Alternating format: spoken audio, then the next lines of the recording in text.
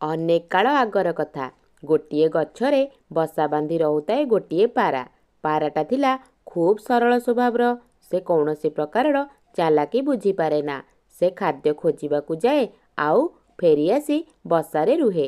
ଏମିତି ଭାବରେ ତାର ଦିନଗୁଡ଼ାକ ଭଲରେ ଭଲରେ କଟିଯାଏ। କିଛି ଦିନ ପରେ ପାରାଟି 2ଟି ଅଣ୍ଡା ଦେଲା। ସେହି ଗଛ ପାଖରେ ଥିବା ବୁଦା ପାଖରେ ଲୁଚିକି ରହିଥାଏ ଗୋଟିଏ ଦୁଷ୍ଟ ଶିଆଳ। ସେ ପାରା ଦେଇଥିବା ଅଣ୍ଡାର ଖବର ପାଇଗଲା ତ ତାପରେ ସେ ସାଙ୍ଗେ ସାଙ୍ଗେ କହିଲା, ବହୁତ ଦିନ ହୋଇଗଲାଣି କୌଣସି ପକ୍ଷୀର ମାଂସ ଖାଇନି। ପାରା ତ 2ଟା ଅଣ୍ଡା ଦେଇଛି।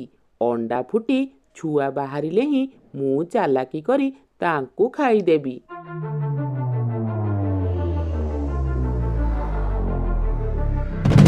ଦୁଷ୍ଟ ଶିଆଳଟି ଗଛ ପାଖକୁ ଆସିଲା ଆଉ କହିଲା, ଆରେ ଏ ପାରା, ତୋର ଛୁଆଗୁଡ଼ିକୁ ମତେ ଦେ। ତୋର ମୁଣ୍ଡ ଠିକ୍ ଅଛି ତ? ମୋର ଛୁଆକୁ ମୁଁ ତତେ କ'ଣ ପାଇଁ ଦେବି? ମୁଁ ସେମିତି କରିପାରିବିନି। ତ ସାଙ୍ଗେ ସାଙ୍ଗେ ଦୁଷ୍ଟ ଶିଆଳଟି ଗଛ ପାଖକୁ ଆସି ଗଛ ଉପରେ ଗୋଡ଼ ଦେଇ କହିଲା, ଏ ପାରା, ମୁଁ ଯଦି ଗଛକୁ ଚଢ଼ିବି ତାହେଲେ ମୁଁ ଆଉ କାହାକୁ ବଞ୍ଚିବାକୁ ଦେବିନି। ତୋର ପିଲାମାନଙ୍କୁ ତ ଖାଇବି, ଆଉ ତତେ ବି ମୋ ପେଟ ଭିତରକୁ ଯିବାକୁ ପଡ଼ିବ। ତୁ ଯଦି ତୋ ଜୀବନ ବଞ୍ଚେଇବାକୁ ଚାହୁଁଛୁ ତାହେଲେ ତୋର ପିଲାମାନଙ୍କୁ ଶୀଘ୍ର ଶୀଘ୍ର ତଳକୁ ପକା।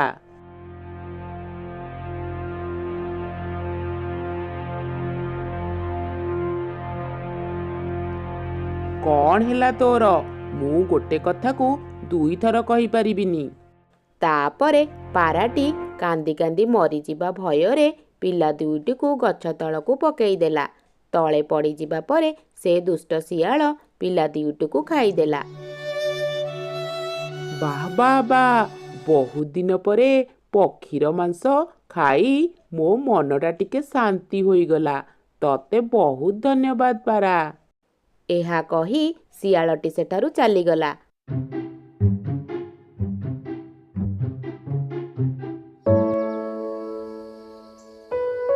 ପାରା ପୁଣି 2ଟି ଅଣ୍ଡା ଦେଇ ସେଥିରୁ 2ଟି ଛୁଆ ପୁଣି ବାହାରିଲେ। ଅଣ୍ଡା ତ ଫୁଟି ଛୁଆ ହେଲା, କିନ୍ତୁ ଯେ ତୁମମାନଙ୍କୁ ମୁଁ କେମିତି ବଞ୍ଚେଇ ରଖିବି? ପୁଣି ସେ ଦୁଷ୍ଟ ଶିଆଳ ଆସିବ ଆଉ ବାଧ୍ୟ ହୋଇ ମୋତେ ତୁମମାନଙ୍କୁ ତା ମୁହଁରେ ଦେବାକୁ ପଡ଼ିବ। ଏମିତି ଚିନ୍ତା କରି ପାରାକୁ ନିଦ ବି ଆସେନି। ଚିନ୍ତା ମନରେ ପାରାଟି ତା ବସାରେ ବସିଛି। ଠିକ୍ ଏହି ସମୟରେ ସେଇପଟ ଦେଇ ଗୋଟିଏ ବଗ ନଦୀ ଆଡ଼କୁ ଯାଉଥିଲା। ପାରାକୁ ଏତେ ଚିନ୍ତିତ ଅବସ୍ଥାରେ ଦେଖି ବଗଟି କହିଲା, କିରେ ପାରା ଭାଇ, ବସି ବସି କ'ଣ ଚିନ୍ତା କରୁଛୁ? ତୁମେ ତ ପୁରା ନିରାଶ ଦେଖାଯାଉଛ। ତୁମକୁ କହିକି କ'ଣ ଯେ ଲାଭ ହେବ ଭାଇ? ଆରେ ମୋତେ କହିକି ତ ଦେଖ, କାଳେ ତୁମର କିଛି ଉପକାର କରିପାରେ। ନିର୍ଦ୍ୱନ୍ଦରେ ଖୋଲିକି କୁହ, ତୁମର କ'ଣ ହେଇଛି? କ'ଣ କିଛି ସମସ୍ୟାରେ ଅଛ ନା କ'ଣ? ପାରାଟି ଚିନ୍ତାର କାରଣ ସବୁ ବଗକୁ ଖୋଲିକି କହିଲା। ଏସବୁ କଥା ଶୁଣି ବଗଟି ବୁଝିଗଲା ଯେ ପାରାଟି ଦୁଷ୍ଟ ଶିଆଳର କବ୍ଜାରେ ପଡ଼ିଯାଇଛି। ସରଳ ବୋଲି ଶିଆଳ ତାକୁ ବୋକା ବନେଇ ଦେଉଛି। ଓହୋ ହୋ ହୋ, ତୁମେ ତ ଅନେକ ବଡ଼ ଭୁଲ କରିଛ ଭାଇ। ତୁମେ ମା ହୋଇ ସେ ଶିଆଳର ମୁହଁରେ ତୁମ ପିଲାମାନଙ୍କୁ ଦେଉଛ। ତୁମେ ଯଦି ତୁମ ପିଲାମାନଙ୍କୁ ସେ ଶିଆଳକୁ ଖାଇବାକୁ ନ ଦେବ ତ ସେ ତୁମର କିଛି ବି ହେଲେ କ୍ଷତି କରିପାରିବ ନାହିଁ। କାରଣ ଶିଆଳ କେବେ ବି ଗଛ ଚଢ଼ିପାରେ ନା। ସିଏ ତୁମକୁ ଧୋକା ଦେଇ ବୋକା ବନେଇ ତୁମର ଛୁଆମାନଙ୍କୁ ଖାଇ ଦେଉଛି। ସିଏ ବଡ଼ ଚାଲାକ। ଶୁଣ, ଆଉ ଯଦି କେବେ ଶିଆଳ ଆସେ ଆଉ ତୁମକୁ ଧମକ ଦେଇ ଛୁଆମାନଙ୍କୁ ଖାଇବାକୁ ଚାହେଁ, ତାହେଲେ ତମେ ତାକୁ ଜୋରେ କଡ଼ା ଜବାବ ଦେବ। ତାକୁ କହିବ, ତୁମେ ଯଦି ପାରୁଛ ଗଛରେ ଚଢ଼ି ଖାଇ ଦେଇଯାଅ। ଆଉ ସିଏ ତ କେବେ ବି ଗଛ ଚଢ଼ି ପାରିବନି, ଆଉ ସିଏ ତୁମର କିଛି ବି ହେଲେ କ୍ଷତି କରିପାରିବନି। ଶେଷରେ ସେ ତୁମକୁ ବହୁତ ଭୟ ଦେଖେଇବ ଯେ ସେ ତୁମର ଛୁଆକୁ ଖାଇଦେବ। ହେଲେ ସେ ସେମିତି କରି ହିଁ ପାରିବ ନାହିଁ। ତୁମେ ତାକୁ ଆଉ ଭୟ କରନି। ହଉ, ମୁଁ ଏବେ ଆସୁଛି। ଏହା କହି ବଗଟି ସେଠାରୁ ଚାଲିଗଲା।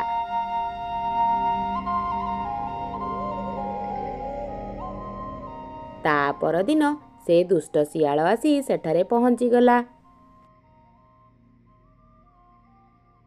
ଆରେ ଏ ପାରା, ତୋ ଛୁଆମାନଙ୍କୁ ଶୀଘ୍ର ଶୀଘ୍ର ପକା ତଳକୁ। ଜଲ୍ଦି ଜଲ୍ଦି ଛୁଆମାନଙ୍କୁ ଦେ, ମୋତେ ଜୋର ଭୋକ ଲାଗିଲାଣି। ଆଉ ତା ଛଡ଼ା ମୋର ବହୁତ କାମ ଅଛି। ପାରାଟି ଏସବୁ କଥା ଶୁଣି ଶିଆଳକୁ କହିଲା, ମୁଁ ତତେ ମୋ ଛୁଆମାନଙ୍କୁ ଦେବି ନାହିଁ। ଶିଆଳଟି ଭାବିଥିଲା ଏଥର ତାକୁ ବେଶୀ କିଛି କହିବାକୁ ପଡ଼ିବନି। ପାରାର କଥା ଶୁଣି ଶିଆଳଟି ରାଗିଯାଇ କହିଲା, କ'ଣ କହିଲୁ ତୁ? ଛୁଆମାନଙ୍କୁ ଦେବୁନି? ଏତେ ବଡ଼ କଥା।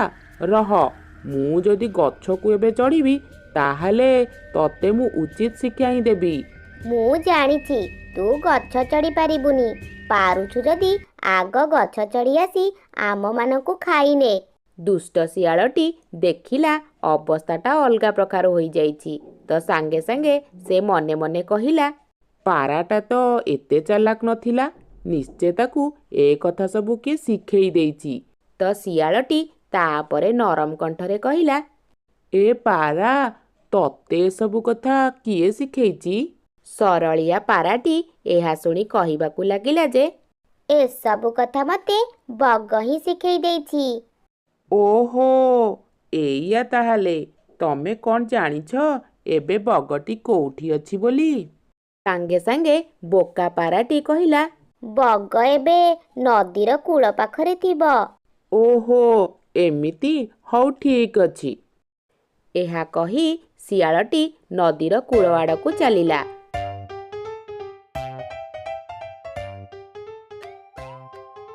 ବାଟରେ ଯାଉଥିବା ସମୟରେ ଶିଆଳଟି କହିଲା, ଆରେ ପୁଅ ବଗ, ରହ।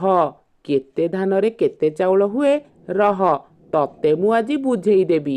ଶିଆଳ ନଦୀର ଧାରରେ ଯାଇ ଦେଖିଲା ବଗଟି ନଦୀର କୂଳରେ ଛିଡ଼ା ହୋଇଛି।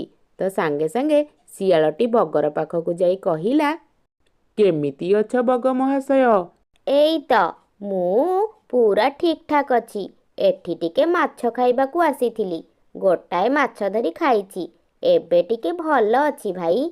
ଏମିତି ଭାବରେ ଦୁଇ ଜଣ ଯାକ କଥା ହେଉ ହେଉ ଶିଆଳଟି ବଗକୁ କହିଲା, ବଗ ମହାଶୟ, ତୁମକୁ ଗୋଟେ କଥା କହିବି, ତୁମେ କିଛି ଭାବିବନି ତ? ନା ନା, ମୁଁ କିଛି ଭାବିବିନି, ତୁମେ କହିପାର। ବଗ ଭାଇ, ମୁଁ ଯାହା ଭାବୁଛି, ଆମର ଏଠି ଯେତେ ବି ପକ୍ଷୀ ଅଛନ୍ତି ସମସ୍ତଙ୍କ ଠାରୁ ତୁମେ ହିଁ ବେଶୀ ସୁନ୍ଦର। କେତେ ସୁନ୍ଦର ତୁମର ଥଣ୍ଟ ଆଉ ପାଦ ଆଉ ଡେଣା ଦୁଇଟି ତ ପୁରା ମନମୁଗ୍ଧକର। ତୁମ ପରି ଏତେ ସୁନ୍ଦର ପକ୍ଷୀ ମୁଁ ଆଉ କୋଉଠି ଦେଖିନି।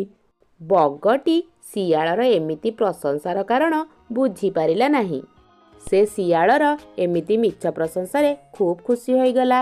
ତ ତାପରେ ବଗଟି କହିଲା, ମୋତେ ଆଉ ଲଜ୍ଜା ଦିଅନି। ଆରେ ମୁଁ ସତ କହୁଛି ବଗ ଭାଇ, ନିଶ୍ଚୟ ତୁମେ ଅପରୂପ। ଆଚ୍ଛା ବଗ ଭାଇ, ତୁମେ ତ ନଦୀର କୂଳରେ ରୁହ ନା? ଯେତେବେଳେ ଜୋରେ ଝଡ଼ ତୋଫାନ ହୁଏ ସେତେବେଳେ ତୁମେ କ'ଣ କର? ସେତେବେଳେ ଆମେ ଆମ ଥଣ୍ଟକୁ ଜାବୁଡ଼ି ଧରି ରହୁ। ଆଉ ଯଦି ଥଣ୍ଟ ଦେଇ ଜୋରେ ପବନ ବହେ ତ ତୁମେ ସେହି ସମୟରେ କ'ଣ କର? ତ ସେହି ସମୟରେ ମୁଁ ମୋ ଥଣ୍ଟକୁ ବନ୍ଦ କରି ରଖେ। ସତରେ ବଗ ଭାଇ, ତୁମର ବୁଦ୍ଧିଟା ଅତୁଳନୀୟ। ଯେତେବେଳେ ଝଡ଼ ତୋଫାନ ତୁମ ଥଣ୍ଟ କାନ ଦେଇ ପଶି ଆସେ, ତୁମେ ସେହି ସମୟରେ କ'ଣ କର? ଏମିତି ଯେତେବେଳେ ହୁଏ ସେତେବେଳେ ଆମେ ଆମ ଥଣ୍ଟକୁ ଡେଣା ଭିତରେ ପୁରାଇ ଲୁଚେଇ ରଖୁ। ଆଉ ଝଡ଼ ତୋଫାନ ଆମ ମୁହଁରେ ବାଜୁଛି ବୋଲି ଆମକୁ ଜଣା ହିଁ ପଡ଼େନି। ଏଇଟା କେମିତି ସମ୍ଭବ? ମୋତେ ଲାଗୁଛି ତୁମେ ମୋ ସହିତ ମଜା କରୁଛ। ଜୋରେ ଝଡ଼ ତୋଫାନ ସମୟରେ ଏମିତି କରିବାଟା ସମ୍ଭବ ହେବ ବୋଲି ମୋତେ କାହିଁ ଲାଗୁନି। ଶିଆଳର ଏହି କଥାଟା ଥିଲା ଟିକେ ଚାଲାକିର। ହେଲେ ସେ ସରଳିଆ ବଗ ଏ କଥା ବୁଝିପାରିଲା ନାହିଁ। ହଁ, ଏଇଟା ଅବଶ୍ୟ ସମ୍ଭବ। କି ଅଜବ କଥା! ଯଦି ଏଇଟା ସତରେ ସମ୍ଭବ ହୁଏ ତାହେଲେ ତୁମେ ଏଇଟା ମୋତେ ଟିକେ କରିକି ଦେଖାଅ। କିଏ କହିଲା ଏଇଟା ଅସମ୍ଭବ? ଯେହେତୁ ତୁମେ ଏଇଟା ବିଶ୍ୱାସ କରୁନ, ତାହେଲେ ତୁମେ ଏଇଟା ଦେଖିକି ହିଁ ଯାଅ।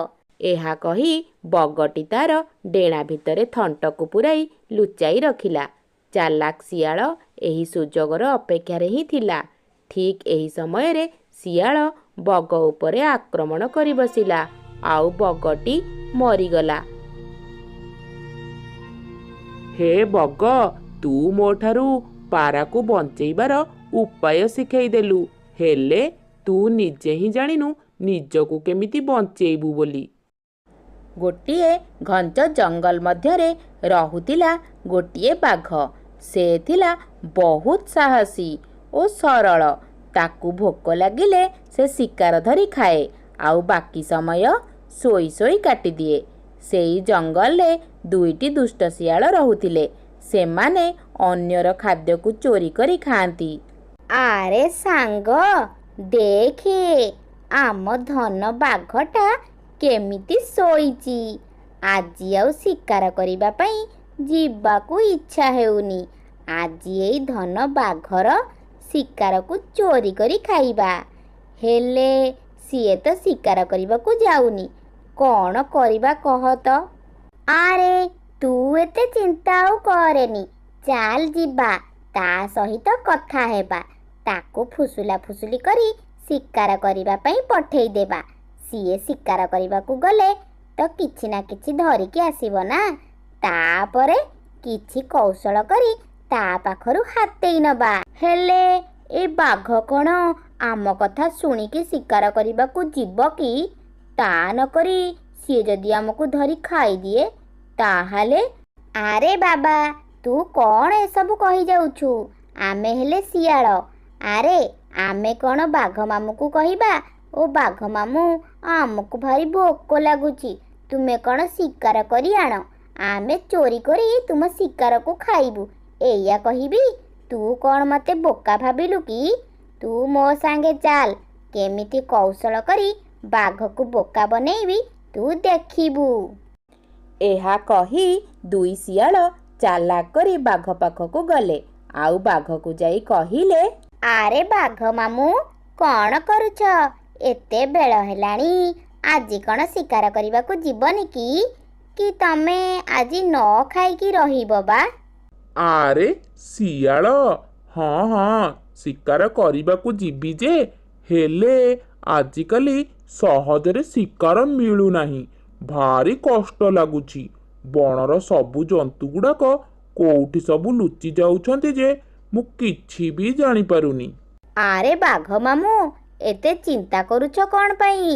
ଆମେ ଏପଟକୁ ଆସିଲା ବେଳକୁ ଦେଖିଲୁ ଏଇ ପାଖରେ ଗୋଟିଏ ବଡ଼ ଗାଈଟିଏ ଚରୁଥିଲା।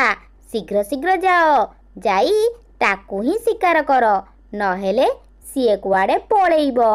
ଆରେ ତୁ କ'ଣ କହୁଛୁ ମ? ତୁ ଆଜି ଗୋଟେ ଗାଈକି ଦେଖିକି ଆସିଛୁ? ତାହେଲେ ତ ମୋତେ ନିଶ୍ଚୟ ଯିବାକୁ ପଡ଼ିବ। ତୁ ଏବେ ଏଠୁ ଯା, ମୁଁ ଟିକେ ପରେ ଶିକାର କରିବାକୁ ବାହାରିବି। ଠିକ୍ ଅଛି ବାଘ ମାମୁଁ, ଆମେ ତାହେଲେ ଯାଉଛୁ। ତୁମେ ଶିକାର କରି ମଜା କରି କରି ଖାଅ, ଆମେ ଯାଉଛୁ ଆମର ଶିକାର କରିବାକୁ। ଏହା କହି ଦୁଇ ଦୁଷ୍ଟ ଶିଆଳ ସେଠାରୁ ଚାଲିଗଲେ। ଶିଆଳ ଦିଟାକୁ ତ ଚାଲାକି କରି ଏଠାରୁ ତଡ଼ିଦେଲି। ତା ନହେଲେ ଗାଈକୁ ଶିକାର କରି ଆଣିଲେ ସେମାନେ ମୋ ଠାରୁ ଭାଗ ଖୋଜିବେ। କାହିଁକି ନା ସେମାନେ ମୋତେ ଖବରଟା ଦେଇଛନ୍ତି ନା। ଶିଆଳ ଦୁଇଟା ବୋଧେ ଏଠାରୁ ପଳେଇ ଗଲେଣି। ଯାଉଛି ସେ ଗାଈଟାକୁ ଶିକାର କରି ନେଇ ଆସିବି।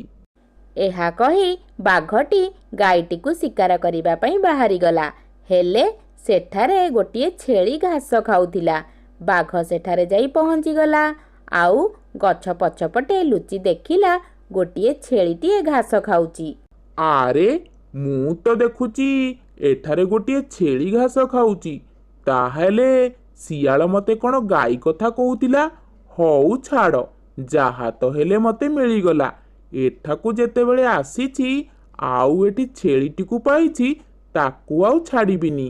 ଏଟାକୁ ଶିକାର ହିଁ କରିବି। ବାଘଟି ସୁଯୋଗ ପାଇ ଛେଳିଟିକୁ ଶିକାର କରି ନେଲା। ଆରେ ବା, ଛେଳିଟା ତ ବହୁତ ମୋଟା ସୋଟା ଅଛି, ଆଉ ବହୁତ ବଡ଼ଟେ ବି ଅଛି। ତା ଦେହରେ ବହୁତ ମାଂସ ବି ଅଛି। ଆକୁ ମୁଁ 2 ବେଳା କରି ଖାଇବି। ଆକୁ ଯାଉଛି ଟାଣି ଟାଣି ନେଇଯିବି, ଆଉ ମୋ ଜାଗାରେ ବସି ଆରାମରେ ଖାଇବି। ଏହା କହି ବାଘ ଛେଳିଟିକୁ ନେଇ ତାର ଜାଗା ଆଡ଼େ ଚାଲିଲା। ବାଘ ଛେଳିଟିକୁ ପାଇ ଖାଇବା ଆରମ୍ଭ କରିଦେଲା। ଅଧା ଖାଇ ଆଉ ଅଧା ଗଛ ମୂଳେ ରଖି ଟିକେ ଶୋଇପଡ଼ିଲା। ଠିକ୍ ସେହି ସମୟରେ ଶିଆଳ ଦୁଇଟି ବାଘର ରହିବା ସ୍ଥାନ ଆଡ଼େ ବୁଦା ପାଖରେ ଥାଇ ଲୁଚି ଦେଖିଲେ। ସେମାନେ ଦେଖିବାକୁ ପାଇଲେ ବାଘଟି ଗୋଟିଏ ଛେଳିଟିକୁ ଶିକାର କରିଛି। ଆରେ ସାଙ୍ଗ, ଦେଖେ, ବାଘ ଆମ ପାଇଁ ଗୋଟିଏ ଛେଳିଟିଏ ଶିକାର କରିଛି। ସେ ପୁଣି କେତେ ବଡ଼ ଅଛି, ଆଉ ମୋଟା ସୋଟା ବି ଅଛି। ତାକୁ ଅଧା ଖାଇ ବାଘ ଶୋଇପଡ଼ିଛି। ଏଇଟା ହିଁ ସୁଯୋଗ। ଚାଲ ଯାଇକି ସେ ଛେଳିଟିକୁ ନେଇ ଆସିବା। ବାଘ ମାମୁଁକୁ ଆମେ ଗାଈ କଥା କହିଥିଲେ, ଗାଈ ନହେଲା ନାହିଁ, ଛେଳି ତ ଶିକାର କରିଛି। ତାକୁ ଅଧା ଖାଇ ଶୋଇପଡ଼ିଛି, ଆଉ ଅଧା ତ ଆମ ଭାଗ୍ୟରେ ଅଛି। ଆଉ ଯା ସାଙ୍ଗ, ଛେଳିଟିକୁ ନେଇ ଆ। ଆରେ ମୁଁ? ନା ରେ ବାବା, ତୁ ଯା, ନେଇକି ଆସିବୁ। ବାଘ ସାମ୍ନାରେ ମୋତେ ଏକା ଯିବାକୁ ଭାରି ଡର ଲାଗେ। କାଳେ ଯଦି ତା ନିଦ ଭାଙ୍ଗିଯିବ, ତାହେଲେ ସେ ତ ମୋତେ ମାରି ଖାଇଯିବ। ଆରେ ନା, ତାର ନିଦ ସହଜରେ ଭାଙ୍ଗିବନି। ସେ ତ ପେଟ ଭର୍ତ୍ତି କରି ଶୋଇପଡ଼ିଛି। ଏତେ ସହଜରେ ସେ ଉଠିବନି। ଆଚ୍ଛା, ମୁଁ ଯଦି ସେ ଛେଳିଟିକୁ ଆଣିବାକୁ ଯିବି, ତାହେଲେ ବହୁତ ଶବ୍ଦ ହେବ।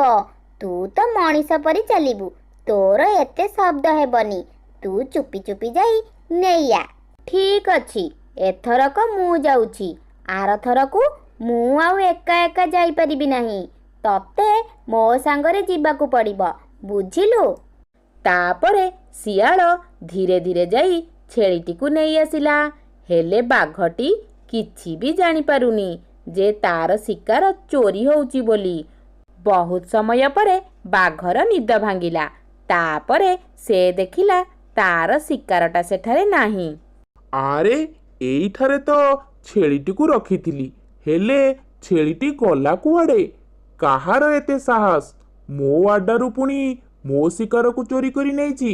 ଯଦି ତାକୁ ଥରେ ପାଇବି, ସେ କିଏ ବୋଲି ଜାଣିବି, ସିଧା ତାକୁ ଜିଅନ୍ତା ଖାଇଯିବି। ହେଲେ ମୁଁ ଏବେ କ'ଣ ଖାଇବି ଯେ? ମୋତେ ପୁଣି କ'ଣ ଶିକାର ଖୋଜିବାକୁ ପଡ଼ିବ। ଯାଉଛି, କ'ଣ ଗୋଟେ ଶିକାର କରି ନେଇ ଆସିବି। ଭାରି ଜୋରେ ଭୋକ ଲାଗିଲାଣି। ଏହା କହି ବାଘଟି ଶିକାର କରିବା ପାଇଁ ଜଙ୍ଗଲ ଭିତରକୁ ବାହାରିଗଲା। ଜଙ୍ଗଲରେ ଗୋଟିଏ ହରିଣ ଘାସ ଖାଉଥିଲା। ବାଘଟି ଶିକାର ଖୋଜି ଖୋଜି ସେଠାରେ ଯାଇ ପହଞ୍ଚିଗଲା। ବାଘଟି ଗଛ ଆଢ଼ୁଆଳରେ ଥାଇ ହରିଣଟିକୁ ଦେଖିବାକୁ ଲାଗିଲା।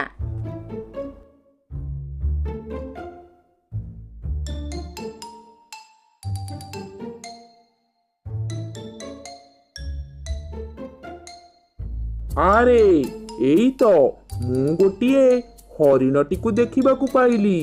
ବହୁତ ଦିନ ହେବ ହରିଣର ମାଂସ ଖାଇନି। ତା ଛଡ଼ା ହରିଣ ହେଉଛି ଆମର ପ୍ରିୟ ଶିକାର। ଏଥରକ କେବେ ବି ତାକୁ ହାତ ଛଡ଼ା କରିବିନି। ଯାଉଛି, ତା ଉପରକୁ ଝାମ୍ପ ମାରିବି। ହେଲେ ବାଘ ଧରିବା ଆଗରୁ ହରିଣଟି ଜାଣିସାରିଥିଲା ଯେ ସେଠାରେ ଗୋଟିଏ ବାଘ ଅଛି। ସାଙ୍ଗେ ସାଙ୍ଗେ ହରିଣଟି ଜୋରେ ଦୌଡ଼ିବାକୁ ଲାଗିଲା। ବାଘଟି ତା ପଛେ ପଛେ ତାକୁ ଗୋଡ଼ାଇଲା। ହେଲେ ହରିଣଟା ବାଘର ହାତରୁ ବଞ୍ଚି ପାରିଲା ନାହିଁ। ବାଘ ତାକୁ ଶିକାର କରି ନେଲା। ବାଘ ଶିକାର କରିଥିବା ହରିଣଟିକୁ ତା ରହୁଥିବା ଜାଗା ପାଖକୁ ନେଇଗଲା। ଓହୋ, ଏଇ ହରିଣଟାକୁ ଧରିବା ପାଇଁ ମୋ ଜୀବନଟା ପୁରା ଅଧା ହୋଇଗଲାଣି। ବହୁତ ପରିଶ୍ରମ ହୋଇଛି। ଭାରି ଜୋରେ ଶୋଷ ବି ଲାଗିଲାଣି। ଯାଉଛି, ନଦୀକୁ ଯାଇ ଟିକେ ପାଣି ପିଇକି ଆସିବି। ତାପରେ ମଜା କରି ଏଇ ହରିଣର ମାଂସକୁ ଖାଇବି। ଏହା କହି ବାଘଟି ନଦୀକୁ ପାଣି ପିଇବା ପାଇଁ ବାହାରିଗଲା।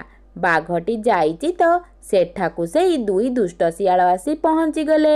ଆସି ଦେଖିଲେ ସେଠାରେ ଗୋଟିଏ ହରିଣ ପଡ଼ିଛି। ଆରେ ସାଙ୍ଗ, ଏ ଆଖି ଆଜି କ'ଣ ନ ଦେଖିଲା ରେ? ଆମେ ତ ଭାବିଥିଲେ ବାଘକୁ ଶିକାର କରିବା ପାଇଁ କହିବା। ହେଲେ ସିଏ ତ ଆଗୁଆ ଶିକାର କରି ଆଣି ରଖିଦେଇଛି। ବାଘଟି ବୋଧେ ଏଇ ଆଖପାଖରେ କାହିଁ ନାହିଁ। ମୁଁ ଭାବୁଛି ଏଇ ଶିକାରଟିକୁ ନେଇ ଏଠାରୁ ଚମ୍ପଟ ମାରିବା। ତୁ ଠିକ୍ କଥା କହୁଛୁ ସାଙ୍ଗ। କେତେ ଦିନ ହେବ ହରିଣର ମାଂସ ଖିଆ ହୋଇନାହିଁ। ଆମ ପରି ଶିଆଳମାନେ ଏତେ ସହଜରେ ହରିଣକୁ ତ ଶିକାର କରିପାରିବେ ନାହିଁ ନା। ତାହେଲେ ଚାଲ ଏଇଟାକୁ ଏଠାରୁ ନେଇ ଶୀଘ୍ର ଶୀଘ୍ର ପଳେଇବା। ଶିଆଳ ଦୁଇଟି ହରିଣଟିକୁ ନେଇ ସେଠାରୁ ଚାଲିଗଲେ। କିଛି ସମୟ ପରେ ବାଘଟି ପାଣି ପିଇ ସାରି ସେଠାକୁ ଆସିଲା। ଆରେ ଏଇଠି ତ ହରିଣଟିକୁ ରଖିକି ଯାଇଥିଲି, ହେଲେ ଗଲା କୁଆଡ଼େ? ଏଇ ସାଙ୍ଗେ ସାଙ୍ଗେ ତ ରଖିକି ପାଣି ପିଇବାକୁ ଗଲି, ହେଲେ କମ୍ ସମୟ ଭିତରେ ହରିଣଟି ଗଲା କୁଆଡ଼େ? ନିଶ୍ଚିତ ମୋର ଖାଇବାଟା କିଏ ଚୋରି କରି ନଉଛି। ବାଘଟି ବହୁତ ଚିନ୍ତାରେ ପଡ଼ିଗଲା। ତାର ଶିକାରକୁ କିଏ ଚୋରି କରୁଛି। କିଛି ଦିନ ହେବ ଦେଖୁଛି ଏ ଶିଆଳ ଦୁଇଟି ମୋର ଏଇ ଆଖପାଖରେ ବୁଲାବୁଲି କରୁଛନ୍ତି। ସେମାନେ ଆଉ ମୋର ଖାଦ୍ୟକୁ ଚୋରି କରି ନେଇ ଯାଉନାହାନ୍ତି ତ। ଯାଉଛି ଟିକେ ସେପଟ ଆଡ଼ୁ ବୁଲି ଦେଇ ଆସେ। ଯଦି ମୁଁ ମୋ ଶିକାର ସବୁ ପାଇଯାଏ ସେପଟୁ, ତାହେଲେ ସେମାନଙ୍କର ଆଉ ନିସ୍ତାର ନାହିଁ। ଏହା କହି ବାଘଟି ଶିଆଳ ରହୁଥିବା ଜାଗା ଆଡ଼କୁ ବାହାରିଲା। ଆଉ ସେପଟେ ଗୋଟେ ଶିଆଳ ଆରାମରେ ହରିଣଟିକୁ ଖାଇବାରେ ଲାଗିଥିଲା। ଆଉ ଜଣେ ଗଛ ତଳେ ଛିଡ଼ା ହୋଇଥିଲା। ସାଙ୍ଗେ ସାଙ୍ଗେ ସେଠାରେ ବାଘଟି ପହଞ୍ଚି ବୁଦା ପାଖରେ ଲୁଚି ଦେଖିଲା ସିଏ ଶିକାର କରିଥିବା ହରିଣଟିକୁ ଶିଆଳ ମଜାରେ ଖାଉଛି। ଆରେ ଏଇ ତ ମୁଁ ଧରିଥିବା ହରିଣଟା। ଏମାନେ ତାହେଲେ ମୋ ଶିକାର ସବୁ ଚୋରି କରି ଆଣୁଛନ୍ତି। ଆଜି ଆଉ ଏ ଦୁଇଟାଙ୍କୁ ଛାଡ଼ିବି ନାହିଁ। ମୁଁ କଷ୍ଟ କରି ଶିକାର କରି ଆଣିବି, ଆଉ ଏମାନେ ଚୋରି କରି ଖାଇବେ। ରହ ରହ, ତୁମ ମଜା ଛଡ଼ଉଛି ଆଜି। ଏହା କହି ବାଘଟି ଶିଆଳମାନଙ୍କ ପାଖକୁ ଆସିଲା। ଆରେ ଏ ଶିଆଳ, ତୋର ଏତେ ବଡ଼ ସାହସ? ତୁ ମୋ ଜାଗାରୁ ଚୋରି କରି ଆଣି ମୋ ଶିକାରକୁ ତୁ ଆରାମରେ ବସି ଖାଉଛୁ। ଆଜି ତୁମର ଗୋଟିଏ ଦିନକୁ ମୋର ଗୋଟିଏ ଦିନ। ତୁମେ ଦି ଜଣ କିନ୍ତୁ ମୋ ହାତରୁ ବଞ୍ଚି ପାରିବନି। ଏ ବାଘଟା କୋଉଠୁ ଆସିଲା ଲୋ ମା? ଆମକୁ ଏଠାରୁ ଚମ୍ପଟ ମାରିବାକୁ ପଡ଼ିବ, ନହେଲେ ବାଘ ଆମକୁ ସିଧା ମାରିକି ଖାଇଯିବ। ବାଘ ମାମୁଁ, ଆମକୁ କ୍ଷମା କରିଦିଅ। ଆମର ଭୁଲ ହୋଇଯାଇଛି। ଆମେ ବହୁତ ବଡ଼ ଭୁଲ କରିଦେଇଛୁ। ଆମକୁ ଦୟାକରି କ୍ଷମା କରିଦିଅ। ଆମେ ଆଉ କେବେ ବି ଏମିତି କାମ କରିବୁନି। ହଁ ବାଘ ମାମୁଁ, ସତରେ ଆମେ ବହୁତ ବଡ଼ ଭୁଲ କରିଦେଇଛୁ। ଆମକୁ ତୁମେ କ୍ଷମା କରିଦିଅ। ତା ବଦଳରେ ଆମେ ତୁମ କଥା ସବୁ ଶୁଣିବୁ। ତୁମେ ଆମକୁ ମାର ନାହିଁ। ଠିକ୍ ଅଛି, ତୁମେ ଯଦି ତୁମ ଭୁଲକୁ ବୁଝିପାରିଛ, ତାହେଲେ ମୁଁ ତୁମକୁ କ୍ଷମା କରିଦେଉଛି। ହେଲେ ଗୋଟିଏ ସର୍ତ୍ତ ଅଛି। ତୁମେ ଦୁଇ ଜଣ ମିଶି ମୋ ପାଇଁ ଗୋଟେ ମାସ ପର୍ଯ୍ୟନ୍ତ ଶିକାର ଖୋଜି ଆଣିବ। ଏ ସର୍ତ୍ତକୁ ମାନିଲେ ମୁଁ ତୁମକୁ କ୍ଷମା କରିବି, ନହେଲେ ତୁମକୁ ମୁଁ ଏହି କ୍ଷଣି ମାରିଦେବି। ଠିକ୍ ଅଛି ବାଘ ମାମୁଁ, ତୁମର ସର୍ତ୍ତକୁ ମାନିବା ଛଡ଼ା ଆମ ପାଖରେ ଆଉ କିଛି ଉପାୟ ନାହିଁ। ଆମେ ଦୁଇ ଜଣ ଯାକ ତୁମ ପାଇଁ ଗୋଟିଏ ମାସ ପୁରା ଶିକାର ଖୋଜି ଆଣିବୁ। ଏହାପରେ ପ୍ରତିଦିନ ଶିଆଳ ଦୁଇଟି ବାଘ ପାଇଁ ଶିକାର ନେଇ ଆସିଲେ। ବାଘ ମଜା କରି କରି ସେଇ ଶିକାରକୁ ଖାଇଲା। ଆଉ ଶିଆଳ ଦୁଇଟି ବହୁତ ଖଟି ଖଟି ମଲେ।